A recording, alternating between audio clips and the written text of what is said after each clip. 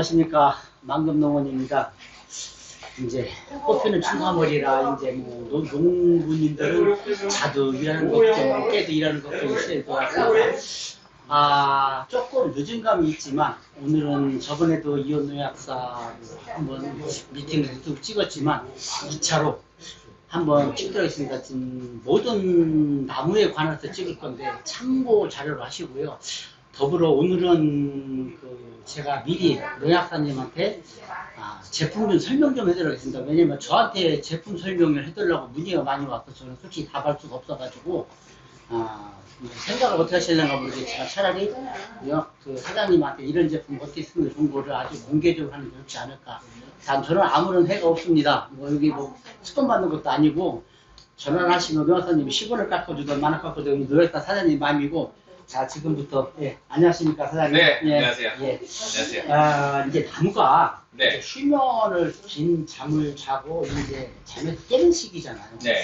이때 물이나 영양제, 기본 영양제 충분히 수면을 했는데 다시 개운하게 갈 수 있는 방법이 있다가 일단은 그거를 얘기를 하려면 이제 작년도를 얘기를 해야 돼요. 그렇죠, 작년도. 네, 작년도를 얘기해야 돼요. 왜 그러냐면 우리가 일단은 과일나무, 우리가 과일을 따는 나무 기준으로 봤을 때, 과수원을 봤을 때, 나무에서 우리가 1년 동안 농사를 져서 이제 과일을 많이 달고서 또 과일을 따서 그걸 갖다 팔고 했잖아요.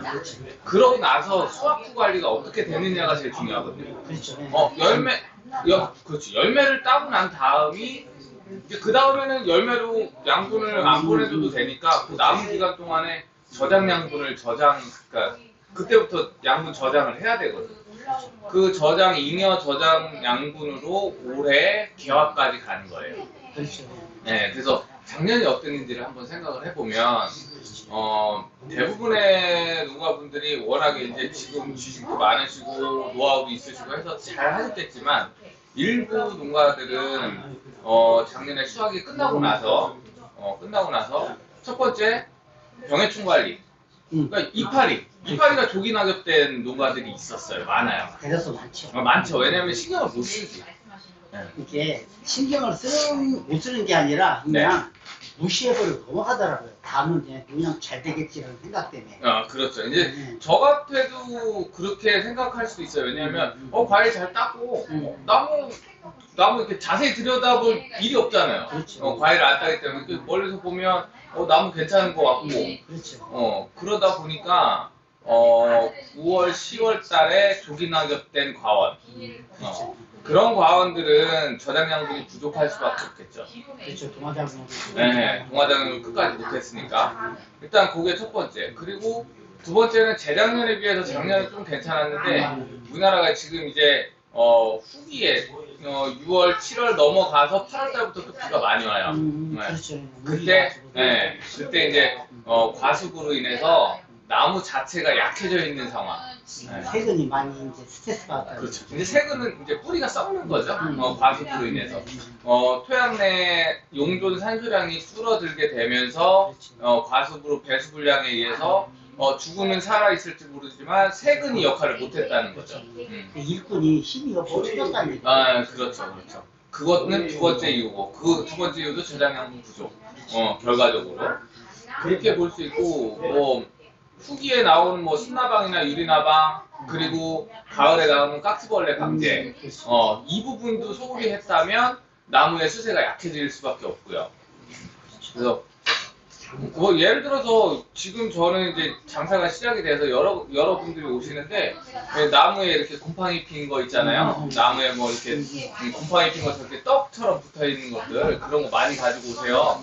근데 그게 뭐냐면 그게 결국에 주 원인은 깍지벌레 때문이에요. 하반기 방제가 안 됐다는 거죠.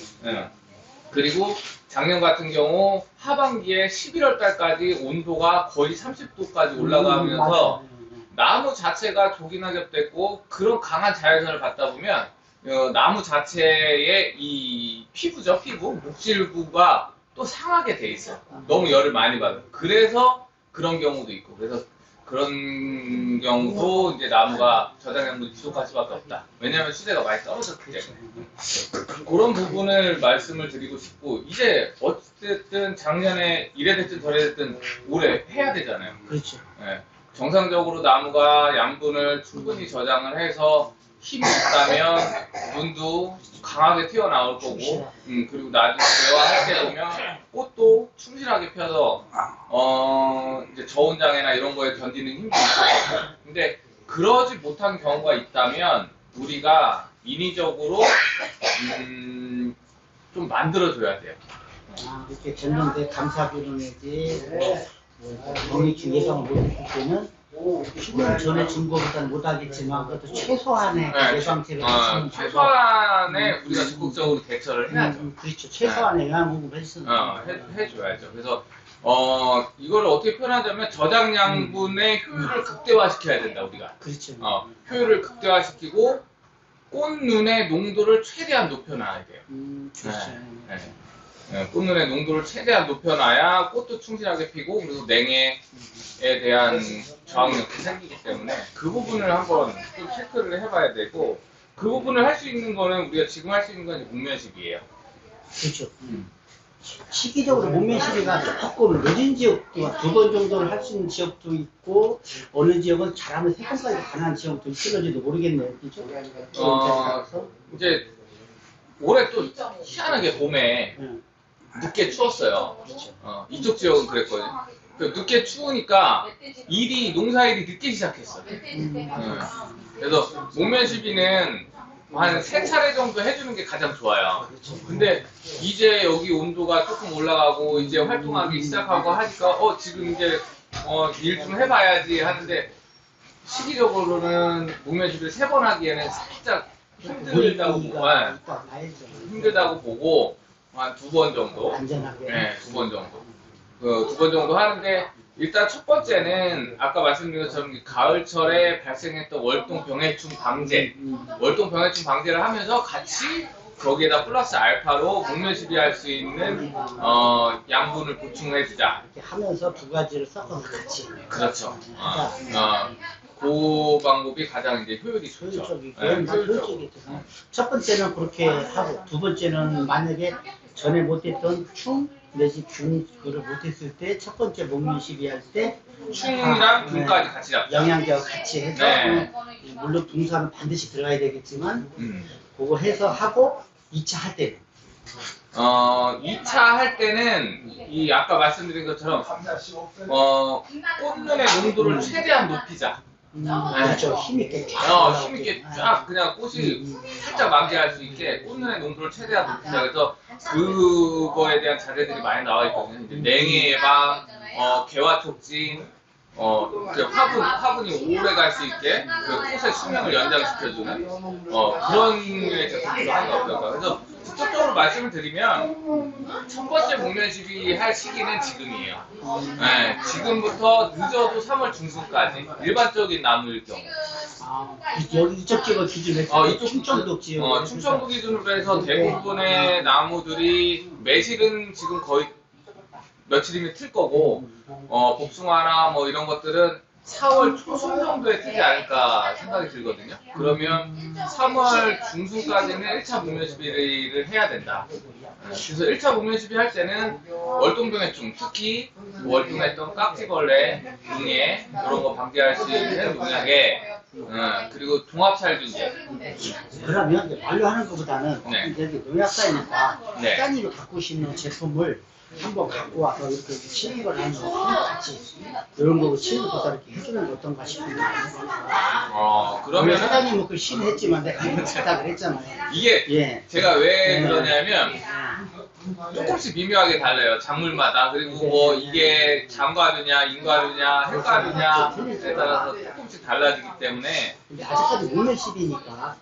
목면시비니까. 한번 뭐 했는가 한번 제품을 보여주면서. 그러면 제품을 제가 한번 가져와 볼게요. 예.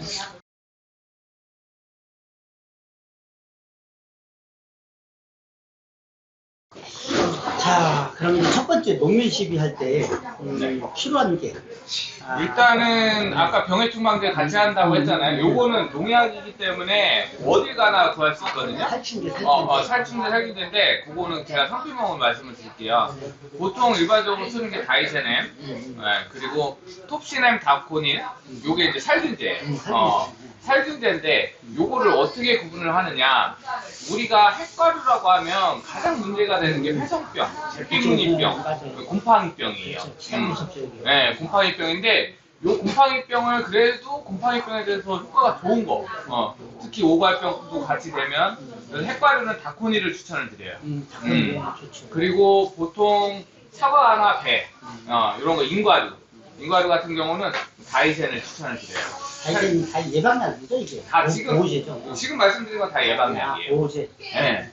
그래서 핵과류는 다코닐, 그리고 그 외에 나머지 과수들은 뭐 다이센 이런 거 살균제로 추천을 드리고, 살충제는 동일해요. 공통으로 들어가요. 깍지벌레약. 깍지벌레약은 지금 뭐 백승, 히어로, 뭐 깍지마기, 깍자바 뭐 여러 가지 있거든요. 근데 요 깍지벌레약은 부프로페딘이라는 성분이 들어가 있는데 공통적으로 그렇기 때문에 아무거나 선택하셔도 상관이 없어요. 그러니까 몸에 십이니까 뭐 굳이 오늘 불과는 그렇게 크게 차이가 없으니까. 네, 그게 상관이 없고 거기에다 플러스 시키는 게 예전에는 기계유.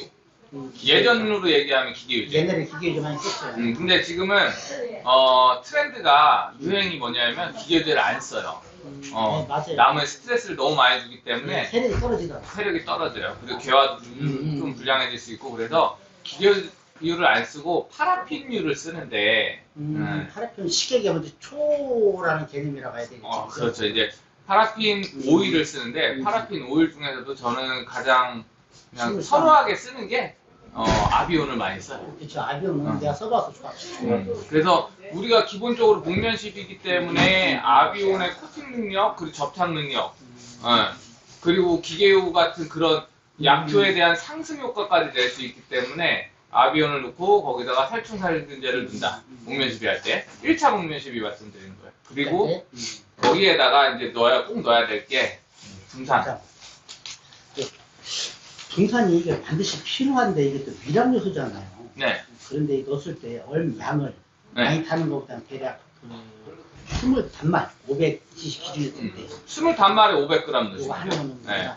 붕산은 20단말에 500g을 넣고, 아니면 붕산 비료보다 조금 더 나는 신경을 쓰고 싶다. 붕사에다가 아연에 철의 망간 이런 것들도 다 개화에 영향을 주거든요. 특히 붕사 아연. 붕사 아연은 개화에 엄청난 영향을 주기 때문에 개화 착과 수정 요 세 가지를 같이 잡아주려면 붕사만 넣기는 좀 그렇다 그러면 미량요소 비료를 쓰시면 돼요. 그렇죠.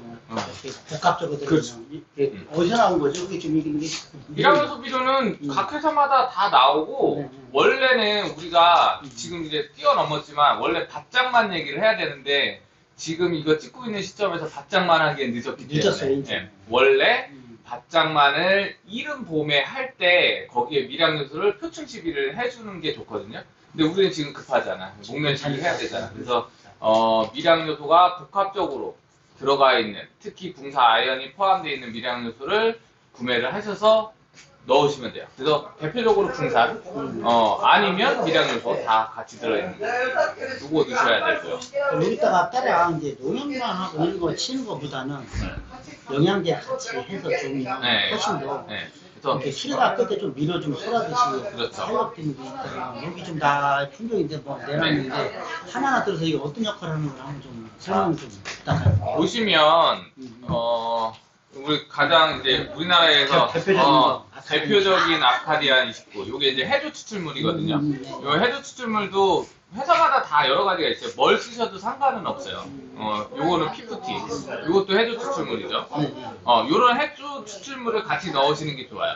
해조 추출물은 뭐냐면 아스코필럼 노도섬이라고 하는데 요거의 기원이 어떻게 되느냐, 아주 깊은 심해에 들어가 봤더니 햇볕이 하나도 들어오지도 않고 수온은 굉장히 낮아요. 근데 그 심해에서 자라나는 해초가 있어요. 그리고 얘는 이렇게 햇빛도 안 들어오고 엄청나게 추운 지역, 그렇죠. 추운 극한 상황 속에서. 극한 상황에서 어떻게 살까? 거기서 발단이 돼서 그거를 건져서 거기에 어떠한 물질이 있는지 그 검토를 해봤더니 요런 해저 추출물이 나오는 거예요. 노도섬이라고 하는. 그래서 그거를 모티브로 해서 어떻게 보면 이거는 식물 호르몬 유도체라고 보시면 되죠. 식물체 내에 있는 거를 응축을 시켜서 여기다 넣는 거기 때문에 쉽게 얘기해서 지배리 효과가 있다. 좀 100%는 아니지만 어느 정도 있다고 하는 게 좋지 않을까요? 이게 생각할 따라 틀리겠지만 그렇게 표현하셔도 돼요. 근데 이제 지베렐린이라기보다는 이제 호르몬이 여러 가지 역할을 하는데 얘네들은 호르몬제는 아니지만 천연 식물 추출물이지만 냉해, 추위에 견디고 할 수 있는 힘을 키워주는 쪽으로 좀 발전이 돼 있다. 그래서 쉽게 얘기해 우리가 사람이 그 1월 달에 보약을 먹어서 몇 개월 버티시고 보약 정도로 개념을 가지면 되는데 그렇죠. 보약 정도의 개념으로 보시면 되는데 이거는 순수 보약이라기보다는 약간의 양약이 첨가된 보약. 그리고 우리가 한약 양약 포함해서 좋은 쪽으로 보약. 우리가 생각하는 거 그냥 일반 영양제라고 생각을 하면 요런 게 아니라 이제 아미노산제. 아미노산제가 일반적인 이제 영양. 이건 밥. 기본적으로 먹어야 되는 밥. 요거는 건강 기능성자재라고 보시면 돼요. 그렇게 보시면 돼요. 그래서 들어갈 때 동산비료 들어가고 이런 해조 추출물 들어가 주는 게 이제 초기에는 가장 좋아요. 그래서 여기다가 플러스를 더 그러자면 이제 칼슘제까지 플러스를 시키시면 더 좋고 여기에다 더 플러스를 시키고 싶으시면 대사활성제. 그러면 이 칼슘제가 내가 알기로는 세포복을 튼튼하게 해서 병의 출현을 예방을 해주고 모든 것을 입을 튼튼하게 해주고 천장 억제를 이렇게 조금 약간은 해서 영향을 많이 해주게 하자. 이게 어떻게 보면 칼슘제가 신의 한 수라고도 얘기를 하잖아요. 근데 요거 칼슘제가 할 때 요거 했을 때 큰 기량적인 이런 거 나중에 있나요? 그런 거는 없어요. 그런 건 없고 여기서 기량을 따질 때는 얘네들은 이제 해조 추출물이기 때문에 이제 제외를 시키면 돼요. 우리가 혼용을 볼 때는 이제 산도를 일단 첫 번째로 보고 그리고 농약 성분끼리 겹치는지 안 겹치는지 그거를 체크를 하면 되거든요. 봉산 비료는 붕산이기 때문에 얘도 산도는 이제 약간 약산성을 띠고요. 이 칼슘제는 우리가 얘기하는 일반적인 석회, 돌가루를 갈게 해가지고 만든 칼슘제는 당연히 알칼리성을 띄어요. 근데 이렇게 제품으로 나오는 칼슘들은 다 이제 산성화를 시켜서 나오거든요. 그래서 혼용이 무리는 없어요. 없으면 또 여기서 또 뭐 할 수 있는 거. 기왕 할 때 정리를 하자면 1차 목면 시비는 저는 요 정도만 해주셨으면 좋겠어요. 1차 목면 시비는 동산비료에 해조 추출물에 그리고 칼슘까지. 여기에 이제 기본적인 종합 칼슘제 살균제 같이. 그렇죠. 네, 그렇죠. 요게 기본 1차 목면 시비. 여기다가 아비온 내지 전작기 흔히 쓰는 거 파라핀 뭐 그렇죠. 그거 같이 이렇게 해도 큰 지장은 없는 건가요? 큰 지장은 없고요.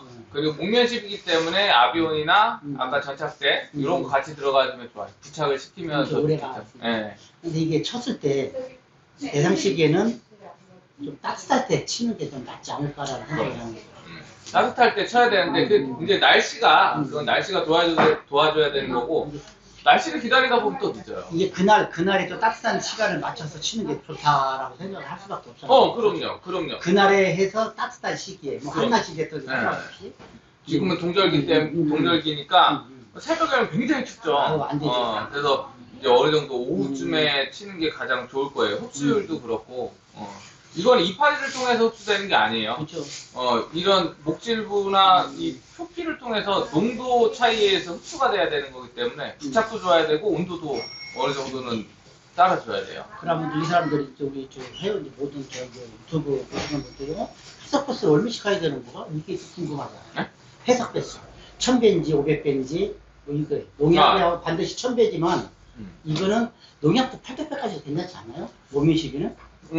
원래 목면시비는 저는 상담을 하고 약을 처방을 해드리는데 보통 2배량까지는 농약은 권장을 드려요. 500배까지. 네, 500배까지. 그러니까 농약마다 틀려요. 농약 자체의 기본 희석 배수가 1000배냐, 2000배냐, 만약에 1000배짜리 희석배수를 가진 농약이다. 그러면 물 20리터에 1000배니까 20ml가 들어가요. 그러면 그거를 20리터에 40ml까지 증량을 시키는 거죠. 그러면 그게 500배가 만들어지는 거죠. 그래서 기본에 그 정해져 있는 희석배수의 배량 정도는 뭐 충분히 괜찮죠. 가장 무난한 800배는 진짜 무난하거든요. 800배면 뭐, 약간 타협을 본 거죠. 이게 센 것도 아니고 강한 것도 네. 아니고 좀 약한 것도 아니고 중간 정도니까 무난하게. 네, 무난하게. 그럼 요걸 딱 치고서 네. 한 10일 내지 15일 후에 네. 2차밖에 이제 없잖아요. 급하잖아요. 이제. 네. 그럼 쳤을 때 이제 요거는 이제 빼고서 1차에 이렇게 넣으시고 그리고 2차에 넣으실 때는 네. 조금 이제 작물별로 약간 달라질 수는 있어요. 그렇죠. 작물별로. 작물별로 달라질 수 있는데 이 중간은 뭐 기본적인 한 번 더 들어가 주면 좋고요. 그리고 2차에 쓸 때는 우리가 이 냉해 방지, 아주 반드시 네. 있으니까. 냉해 방지 그리고 개화를 잘 되게 할 수 있게 이제 개화를 촉진 시켜줄 수 있는 거, 수정 촉진. 네, 맞아요. 이런 기능성 자재가 들어가 주는 게 좋아요, 사실. 근데 이게 꽃이 피고 열릴 때가 거의 1년 농사에 거의 90%를 차지하지 않는데 네. 그거 쳐주는 게 좋지 않을까라고 이렇게 뭔가 좀 농민들 생각에는 저거 약간 사면 좋아지게 그런 소리 할 수도 있지만 우리 농민 진짜 앞서간 농민들은 거기에 대한 거를 부담을 좀 들더라도 가는 쪽이 많거든요. 만약에 이거 하나 됐을 때 그냥 보편적으로 비싼 거 아니고 그냥 보편적으로 권장을 한다면 보편적으로 권장을 한다면 요거 수정 에너지 수정에너지 네. 요거 무슨 역할을 하는 건가요? 우리가 이제 뭐 아미노산제, 효소제, 뭐 호르몬제 뭐 이렇게 있잖아요. 있으면 거기에서 우리가 필요한 거를 추출을 해야 되는데 이 수정 에너지는 뭐냐면 프롤린이라는 성분이 많이 들어있어요. 프롤린. 이게 프롤린이 무슨 역할을 하냐? 식물이 개화를 잘 할 수 있게 도와주는 물질이에요. 네. 그러니까 개화 촉진제라고 보시면 돼요. 그러니까 똑같은 영양제라고 해도 그 목적을 어디다 두냐에 따라서 이제 제조회사에서 들어가는 성분 함량을 조절해. 근데 우리는 그걸 알 수가 없어요. 그렇죠. 네, 그걸 다 공개를 안 하기 때문에. 근데 수정 에너지 같은 경우는 그 중에서도 프롤린이라는 성분이 많이 들어 있어서 특히 개화에, 수정에 좋다. 그리고 두 번째, 곤충을 유인할 수 있는 벌 유인. 그러니까 꿀벌을 유인한다는 거지. 벌 유인제가 또 들어가 있어요. 꿀벌 유인제. 네. 근데 지금 벌이 많이 없거든요. 그리고 많이 없고 개화 시기가 거의 비슷해요. 비슷하기 때문에 사실 나무들도 경쟁을 해야 돼. 꿀벌은 한정이 되어져 있는데 이 꿀벌들이 어디로 가느냐? 어디로? 그 꿀벌들이 선택하는 거예요. 근데 그거를 선택할 때 좀 더 내 나무가 매력적으로 보일 수 있게 꿀벌한테 그렇게 할 수 있는 이제 유인제가 들어가 있죠. 네, 그리고 기본적으로 아까 말씀드린 뭐 이제 아카디아나 피프틴처럼 해조 추출물 같은 냉해 예방 그리고 이제 개화 기간 연장 해주고 약간의 이제 힘을 줄 수 있는 에너지가 될 수 있는 아미노산들도 들어가 있고. 그럼 칠때 같이 섞어서 이렇게 피프틴이나 뭐 아카디시가 같이 혼용해서 상관없다는 얘기잖아요.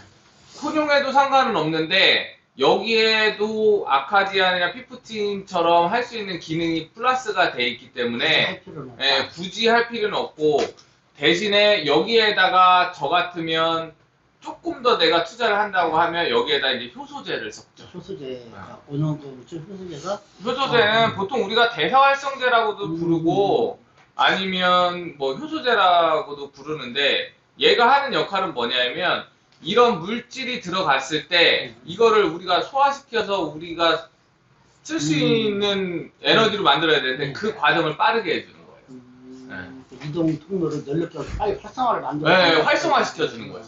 활성화시켜주는 거예요. 이게 아무리 좋은 자재를 넣었어도 식물체가 이거를 흡수를 하고 이용을 못하고 막 그러고 가만히 있으면 안 되잖아요. 그래서 빨리빨리 공장이 돌아갈 수 있게 도와주는 효소제나 대사활성제를 같이 섞어주면 좋아요. 네, 이렇게 해주시면 좋고 여기서 제품은 수정 에너지도 있고요. 음. 그리고 이렇게 트리겁이라는 제품도 있어요. 그 트리거비 그 저번에 한번 그 날라리 공무이나 이게 그 연변했던 거죠 이게. 네. 이게 그때 무슨 역할을 해준다 했죠?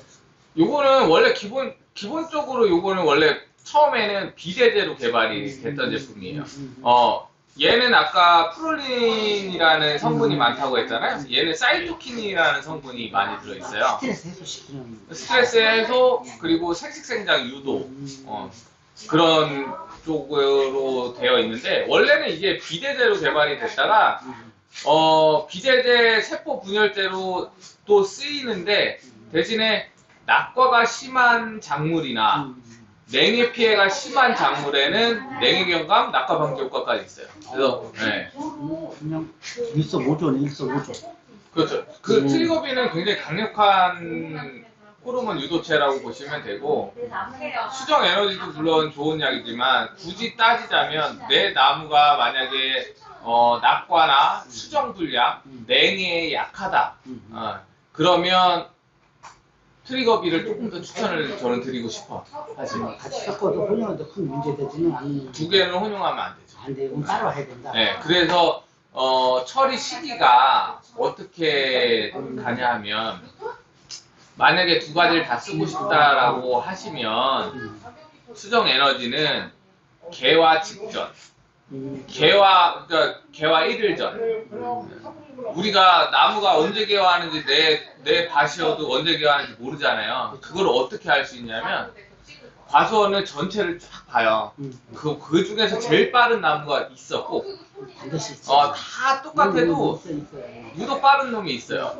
걔가 꽃을 하나 탁 터뜨리면 전체 다 이제 개화 직전이 되는 거예요. 서로 막 경쟁하다시피. 네, 네. 그래서 그 시기에 이제 개화 직전 그리고 개화기 소독, 개화기 때, 개화 전 만개했을 때, 네, 두번 하는. 네, 그때 이렇게 해주시면 좋고 트리거비는 이제 낙과가 만약에 걱정이 되고 한다고 하면 수정이 끝난 후. 수정이 착과 딱 됐을 때. 착과가 됐을 때 트리거비를 쓰시는 게 좋죠. 이건 착과량을 많이 올려줄 수 있고 단용으로 쓰셔도 되고 농약이랑 혼용하셔도 되고 그리고 착과량을 많이 증대를 시켜주고 그리고 또 육아기 때 받을 수 있는 스트레스 냉. 네. 잡아준다는. 네, 그렇죠. 이게 스트레스 냉 이런 거는 이제 막 그 진통제 역할을 해준다고 보면 돼. 근데 상황으로 치면. 그렇죠. 그게 그런 스트레스 개념으로 경감이에요. 하면 네. 그런 데 보면 네. 진통제 한다면 금방 보시는 분 이해가 빨리죠 하면. 우리가 보면 이제 사과 같은 경우는 그 스트레스가 어떤 형태로 나오냐면 사비가 껴요. 그렇죠. 육아기에 저온 스트레스나 뭐 바람이나 아주 환경이 불량해 버리면 사비가 껴요. 그런 사비를 해결하는 목적으로 쓰시면 되고 만약에 핵과류 같은 경우는 열과가 생기는데 갈라짐이 생겨요. 갈라짐이 어디서 생기냐? 과경, 꼭지 부분. 꼭지 윗부분에서 갈라짐이 생기거나 열과가 생기면 그거는 거의 100% 육아기 때 스트레스예요. 특히 육아기 때 저온.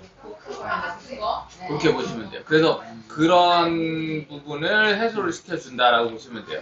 아까 말씀해 주셨는데 개화 시기부터 육아기 착과 1차 비대기까지 이게 사실 농사의 90%예요. 과를 키우는데 90%가 차지하잖아요.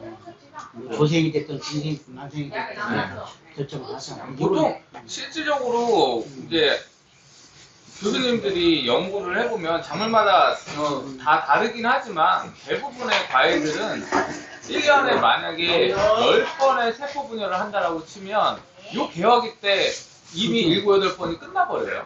그렇죠. 그 임신 기간에 벌써가 이미 되는 게 세포 분열 다 되고 대과냐 소과냐 중간 결정된 거니까. 결정이 된 거예요. 그리고 근데 우리가 육안상으로 봤을 때는 안 크고 가만히 있는 것처럼 보이죠. 안에 시방만 커져 있으니까 모르죠. 네, 모르는 거지. 그래서 이거는 몇 번? 요것도 2번 정도. 만개 시작 때 꽃방울 시작할 때 네. 한 번, 네. 만개 끝날 때. 네, 그렇죠. 이제 이것도 어떻게 구분하냐? 우리 과화를 딱 봤을 때, 막 꽃이 폈는데 꽃잎이 날리기 시작하다. 그럼 시간이 끝났다. 거의 뭐 70% 끝났다는 걸 보고 치시면 되고, 그 다음에 이제 꽃잎이 완전히 진 다음에 치시면 되고. 이거는 농약과는 혼용이 가능한데 영양제는 조금 피하는 게 좋다. 피하는 게 좋죠. 피하는 영양제. 정도가 아니라 아예 하지 말는 게 좋죠. 그리고 그때 육아기 때는 영양제나 농약을 사용하는데 조금 주의를 해야 돼요. 그리고 개화부터 그런 이제 1차 비대기, 아까 세포 분열이 가장 많이 이루어진다는 그 시기에는 내가 나무를 봤을 때 나무가 좀 너무 좀 안 됐다, 그리고 좀 힘이 부족한 것 같다 그러면 그때는 사실 관주를 해주는 게 좋아요. 그러면 이제 요 모든 거를 쳤을 때 그 얘기 하고 싶었어요. 이제 이거는 위에만 필요한 거잖아요. 네. 근데 위에 필요한 거는 밑에 바닥이 힘이 있을 때 이게 극대화되는 거지. 그렇죠. 바닥이 없을 때는 뭔가는 공급을 해줘야 되잖아. 그러니까 사실 이거는 우리가 어쩔 수 없이 하는 거예요. 어쩔 수 없이. 극약 처방이. 네, 극약 처방이긴 한데 또 하야 될 수밖에 없는 거예요. 왜냐하면 3월 달에 지금 오늘 3월 8일이잖아요. 여기도 온도가 많이 올라갔는데 작년에도 그렇고 재작년에도 그렇고 가만히 보면 3월 달에 갑자기 3월 달에 따뜻해지기 시작해요. 시작했다가 3월 23일, 3월 24일, 3월 25일 이렇게 3월 후기로 가면 갑자기 추워져요. 좋은 피해가 많아요. 그때 저온 피해가 와요. 그리고 갑자기 추워져서 냉해나 저온 피해를 받고, 그리고 그때부터 거의 5월 달까지 비가 안 와요. 맞아. 여기 충청도 지역은 특성상 네. 딴 지역 몰라도 딴 지역은 몰라도 비가 안 와요. 그러면 안 좋은 조건은 다 같이 먹어요. 어쨌건 다 같이 있는 네, 전체 나무의 세격을 봤을 때 개와 그러니까 바라기부터 꽃이 지고 한 달 정도까지 이 기간 동안 전체적으로 봤을 때 물이 가장 많이 필요한데 그렇죠. 물이 이때 물이 가장 많이 필요한데 그때는 가물고, 그리고 또 그 기간에는 굉장히 예민한 환경에 대해서 예민한데 바람 많이 불고 춥고, 그러니까 안 좋은 조건이 계속 반복이 되기 때문에 그걸 극복하고자 이런 기능성 자재를 쓸 수밖에 없어요. 스트레스를 계속 받으니까 그냥 네. 스트레스를 이렇게 네. 하는 거. 네. 그러면 물을 줄 때 네. 기가 물만 주지만 어차피 물을 줄 때 뭐래도 최소한 미량요소라든지 뭐 이런 거 줄 수 있는 그렇죠. 거를 줄 수 있는 어떤가. 이제 밭장만을 할 때 우리가 기본적으로 들어가야 될 게 토양살충제, 그리고 보통 미량요소, 그리고 비료, 복합비료나 이런 비료 성분도 조금씩은 보충을 해줘요. 보충을 해주는데 필수적이라고 생각하는 거는 제가 생각할 때 필수적이라고 생각하는 건 미량요소예요. 네. 미량요소는 다 아시겠지만 미량요소, 다량요소, 미량요소, 다량요소 다 포함해서 12가지 무기물 중에 단 한 가지만 부족해도 작물체는 제대로 자랄 수 없다. 정상적인 생육이 불가능하다. 근데 이 미량요소는 우리가 신경을 못 쓰는 게 뭐냐면 미량요소 준다고 해서 뭐가 달라지진 않아요. 작물체 아주 극도로 부족하면 표시가 나겠지만 조금 부족한 거 가지고는 얘가 그냥 말을 안 해도 그냥 멀쩡해 보여요. 근데 이상하게 과일은 안 좋고 낙과가 심하고 수정이 좀 잘 안 되고 이상해. 그러면 우리가 그렇기 때문에 질소를 줬을 때는 확 이렇게 나무가 막 살아고 이파리가 팔랑팔랑해지고 막 이렇게 효과가 눈에 보이니까 신경을 쓰게 되는데 미량요소는 좀 신경을 덜 쓰게 되거든요. 덜 쓰게 되는데 제가 생각할 때 미량요소는 굉장히 제일 중요하다고 생각을 해요. 저도 그건 동감을 해요. 예를 들자면 하나의 저수지뚝이 바늘근육에 CG제 세는 걸 사람이 등하시하거든요. 네. 그러다 터지면 대형 사고가 나듯이 이것도 미량요소 마찬가지거든요. 서서히 등하시 하다 보면 이걸로 인해서 아무리 질소 이런 걸 영양을 공급해도 안 되거든요. 그렇죠. 근데 이거 최소 2년에 한 번 정도는 해야 되는 거 아닌가요? 2년에 한 번 정도는 해야 돼요. 그리고 밭장만 할 때 그냥 미량요소를 습관적으로 주셨으면 돼요. 물론 비용이 발생을 하는 부분이지만 우리가 밭을 여기서 1년은 밭 농사를 짓고 다른 데로 옮겨가서 또 농사 짓고 하는 게 아니잖아요. 그 안에서 계속 뽑아 먹어야 되는데 지력은 점점 떨어지고 미량요소는 그 어디에서 보충이 안 되고 하니까 사장님 말씀하신 대로 매년 넣어주면 좋지만 2년에 한 번씩이라도 넣어주셔야 되고 아까 이 밑에 밭장만용으로 미량요소를 안 뿌리셨다면 봄철에 관수를 할 때 미량요소제를 같이 포함해서 주시는 것도 굉장히 좋은 방법이에요. 미량요소는 말 그대로 미량이 필요하기 때문에 한 번만 주셔도 충분히 효과를 봐요. 지금도 뿌려도 좀 도움이 안 되려면 그냥 수용성으로 빨리 줘야 되는 거 빠르려면 아무래도 수용성이 낫겠죠? 그렇죠. 수용성으로 제일 빠른 거는 이제 관주가 제일 빠르고 아니면은 입장 타입으로 주신다면 빠르게 흡수할 수 있는 타입으로 주시면 되고 그리고 주는 요령도 많이는 안 주셔도 돼요. 많이는 안 주셔도 되는데 이제 나무가 잘 먹을 수 있는 위치에 주시는 게 좋죠. 이게 아무래도 좀 아직은 뿌리가 전체적으로 확장이나 활력이 떨어지는 상태이기 때문에 뿌리 최대한 가깝게 뿌리 주변에다 주시는 게 가장 좋을 거예요. 뿌리지 말고 네. 되게 보면 이제 이렇게 이제 누가들 심어놓잖아요. 그러면 전면적으로 다 뿌리면 좋냐? 저는 다 뿌리라 하거든요. 당연하죠. 여기만 뿌리는 사람들이 언제 이사? 근데 이건 아닌 것 같아요. 이사 소주 한 잔 안 먹고 막걸리 안 먹으면 200평이 뭐 완전히 난 망가지고 딱 들어가서 3만 원 하이잖아. 저희 뿌리는데 그 막걸리 소주 한 잔 안 먹고 충분히 뿌릴 수 있는 능력이 되는데 저는 그런 소리를 많이 하거든요. 아니, 막걸리 소주 한 잔 안 먹고 그거 해라. 그렇긴 한데 제 입장에서도 오늘은 다 뿌리면 제일 좋죠. 그런데 비용이 많이 발생을 하니까 이게 부담스러우시면 뿌리는데 뿌리 근처에다 줘서 최대한 먹을 수 있게 그리고 물도 많이 줘서 최대한 빨리 흡수할 수 있게 만들어주자.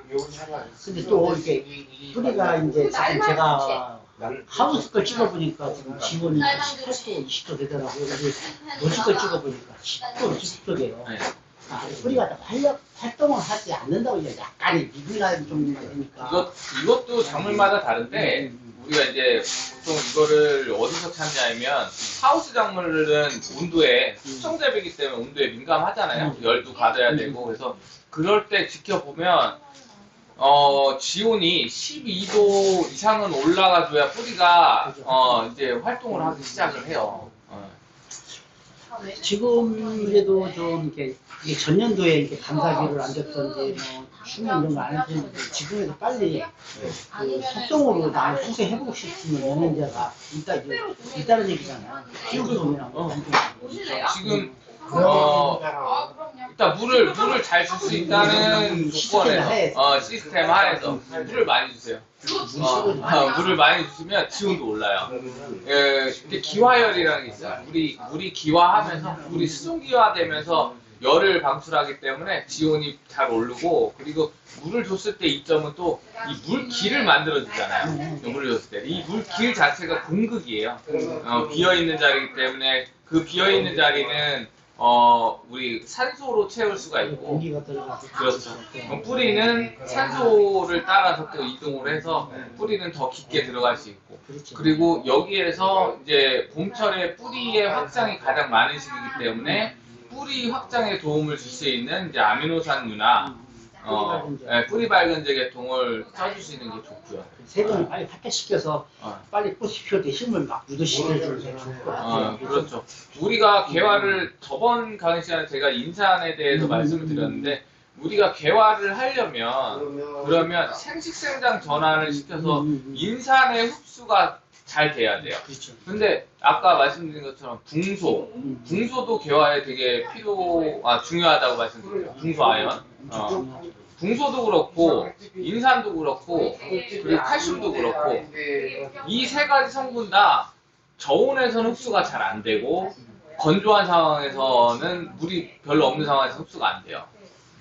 그러니까 지온을 빨리 올려줄 수 있는 방법은 여러 가지가 있겠지만 지금 당장 할 수 있는 거는 충분하게 물을 주는 방법 그리고 미생물이 많은 밭이 지온은 더 빨리 올라요. 그 미생물이 정말 풍부한 밭은 흙도 잘 안 얼거든요. 그래서 그런 미생물도 꾸준히 공급을 해주시고, 그러니까 미생물을 공급할 수 있는 방법은 미생물제를 주는 방법도 있지만, 이제 유기물을 줄 때 좀 좋은 거, 뭐 딴 데보다 뭐 500원, 1000원 비싸더라도 뭐 2등급, 3등급 그런 탭이 주지 마시고 특등급 탭이 주시고 네.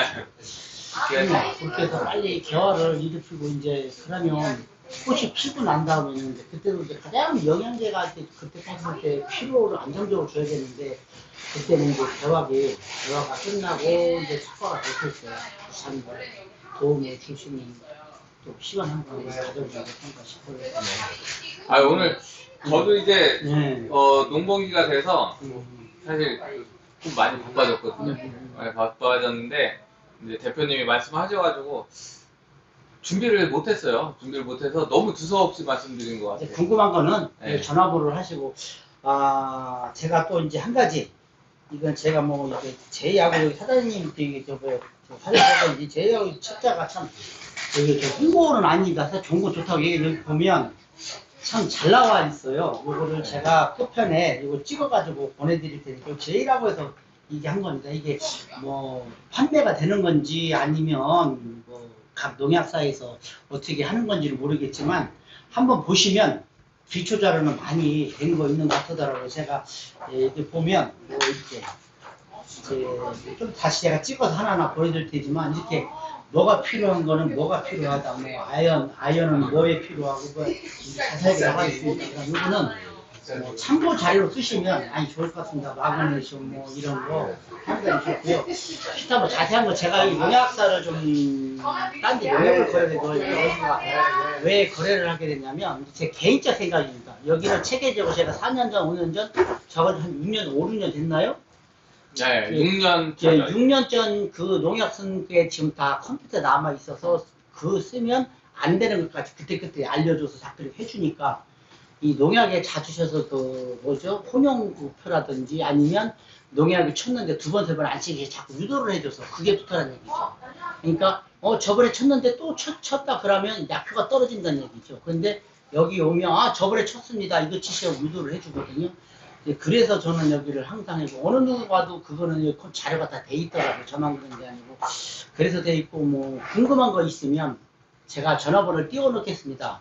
직접 통화를 하시거나 안 되면 문자를 주시면 뭐 반드시 답변을 뭐 해줄 거라 믿고요.